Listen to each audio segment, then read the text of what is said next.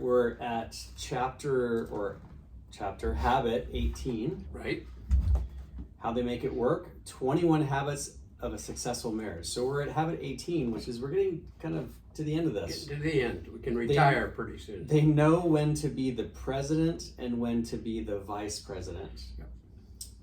So what is your thinking about framing it in that way? Because when I think about a partnership or I think about a couple, I think about more of a partnership. We're co-leaders in this, or we're collaborators.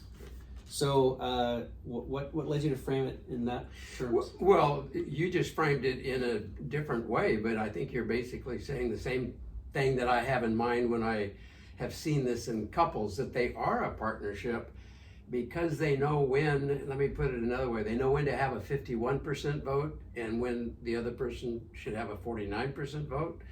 And frankly, there are a lot of men in this world that say, well, I should always have a 51% vote or maybe even 100% vote. But I think it comes down to situationally, both people starting off with their conversation about who's going to have the final say, even though the other person's going to have a vote. It has to do with the circumstance, the situation.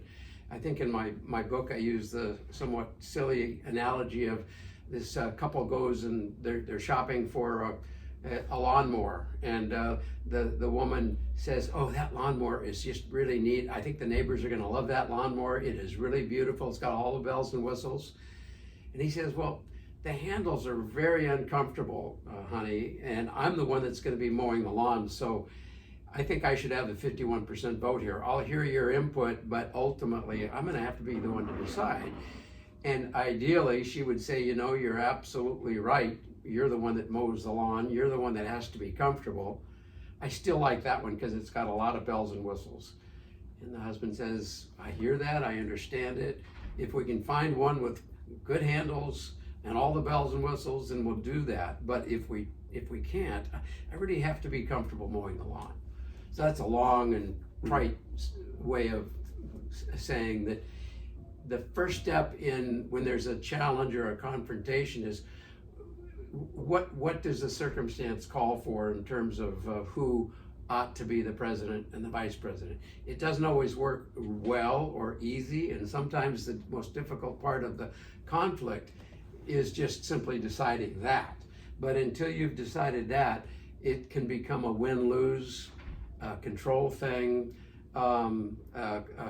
pulling rank because I'm the man, or whatever. But that to me is a partnership, is agreeing together who's going to be the president in this situation. Okay. Not in all of life. Yeah, so what you're saying is that as a couple, you're going to toggle between these two roles, not Absolutely. the man is always the leader, right? Like, No. even in scripture, I think Paul says something about, women basically listen to your men kind of a thing. Yeah. So what you're saying is, in situations where decisions have to be made, you have to work out some kind of an arrangement of how are we going to make this decision? Right. And if you have the expertise, like if there's something related to public health or sexual health or whatever it is, like I'm deferential to my wife. Like this is her expertise. I'll have strong opinions, but I'm gonna defer to the expert. Right. And vice versa. And if it's something that I really don't care about, I just give her 100% of the voting capability. So I think However, there may be some things that you do really care about, but you still acquiesce to her 51% vote because of the situation or the circumstances. So it's not just a criteria of as long as you could care less.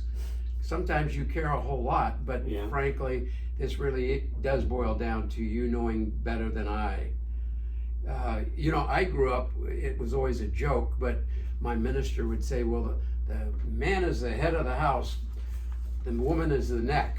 But the neck turns the head any way it wants. So it's got to be a combination of who submits to whom, and it's not always the woman who submits to the man, because after all, the man is the head of the house. Yeah, and it feels to me that the issue here is trust.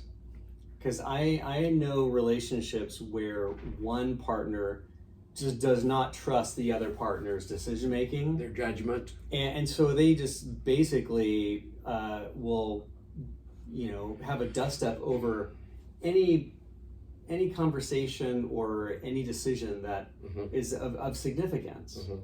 And so it feels like this is all predicated on that these two people have trust for one another. Absolutely. Yeah. Yeah. And so if you don't, then before you can even consider this chapter, you've got to look at what is it that interferes with our trust level with each other. Is it because you've made an awful lot of mistakes, even though you know more about finances than I do? You've made one mistake after another, or whatever the case may be. The trust and the willingness to risk trusting the other person when we're in their area of expertise is really, really a critical criteria for sure. Yeah. I mean, it's 100% submitting to one another. Yes. Because even if, say, in a situation with my wife and I, like, even if she's making the decision, like, she has to also kind of not acquiesce, but take my perspective into serious consideration and vice versa. Yeah. And if I don't trust your decision making, that just kind of blows it up. Mm-hmm. There's also, I think, at least in my experience in decision making, there's oftentimes a kind of, I don't want to say power imbalance, and that's why I kind of reacted to the president vice president thing. Mm-hmm. Is that there's often this power imbalance, and you can feel insecure about sort of the power dynamics when it comes to decision making as a couple or as a partnership. And how does this help inform that process? Well, I think it helps to keep you on the track of solving the problem or making the decision, and helps you eliminate or at least minimize the need for winning versus losing, or the issue of control, which oftentimes enters into that decision making. Totally. And it's really important to remember that when you're the vice president, you do have a 49% vote. And so the president with the 51% vote has got to keep an open mind to what that person's position or argument is. And who knows, maybe the president once in a while ought to say, you know what, you're right, let's do it that way. So it's a genuine openness to the thoughts, the feelings, the fears, the hopes and the dreams of the vice president when it is your turn to be president. And that's a way of honoring the other person. And in any given day, there may be 2 or 3 switches from president to vice president because of the circumstance, the situation. Maybe part of it'll take place as a result of the wife being home all day with the kids, and she's got some perspective that the husband doesn't have, and he's got to say, I don't have kids as much as you do, and I know them as well as you do, but you've been home all day with them, so I'm going to trust your judgment on that decision.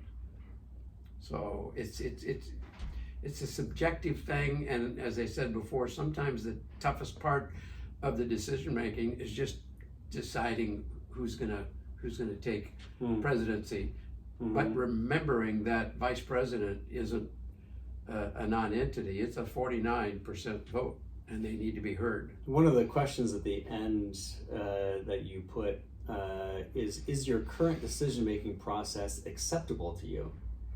That really just pushes to the surface, like, how are we doing in our decision-making process as a couple? That's an outward sign of an inner reality. How are we doing as a couple in a situation? Yeah.